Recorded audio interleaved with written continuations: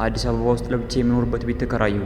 ባለቤቱ ቁልፉን ሲሰጡኝ ቤቱ ደህንነቱ የተጠበቀ ነው፣ ቁልፉም ይሄ ብቻ ነው ብለው አረጋገጡልኝ። ከጥቂት ሳምንታት በኋላ ግን ግራ የሚያጋባ ነገር ማስተዋል ጀመርኩ። ስራው ስመለስ ጠዋት ያነጠፍኩት አልጋ ተበላሽቶ አገኘዋለሁ። መጀመሪያ ላይ ምናልባት የመርሳት ችግር እያጋጠመኝ ይሆናል ብዬ ያለፍኩት። ነገር ግን ሌላ ቀን ስመለስ ቻርጅ ላይ ሰክቼው የሄድኩት ላፕቶፕ ተነቅሎ ሌላ ቦታ ተቀምጦ አገኘሁት። በጣም ግራ ገባኝ። እየረሳሁት ነው ወይስ ምን እየተካሄደ ነው ብዬ መጠራጠር ጀመርኩ። ቤቴ ውስጥ ማንም የለም። በሩን ሁልጊዜ እንደተቆለፈ ነው የማገኘው።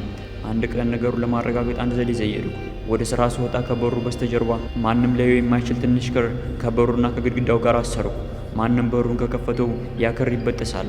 ማታ ስመለስ ክሩ ተበጥሷል። ልቤ በፍርሃት መምታት ጀመረ። የቤቱን ባለቤት ደውዬ ትርፍ ቁልፍ ያለው ሰው አለ ብዬ ጠየቁት። እርሳቸው ግን በጭራሽ ቁልፉ ያለው አንተ ጋር ብቻ ነው ብሎ ማሉልኝ። በዚያ ምሽት መኝታ ቤቴ ውስጥ ተኝቼ ሳለሁ የበር ድምፅ ሰማሁ። በሩ በዝግታ ተከፈተ።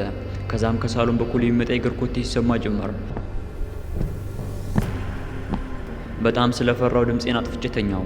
የእግር ኮቴ ወደ አልጋዬ እየተጠጋ መጣ።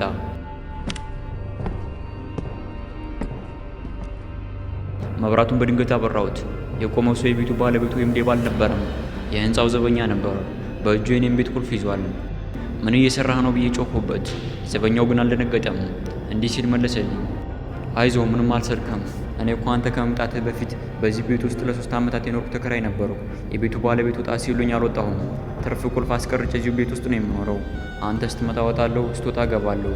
ዛሬ ግን ቀድመህ ትመጣለህ ብዬ አልጠበቅኩም ነበር።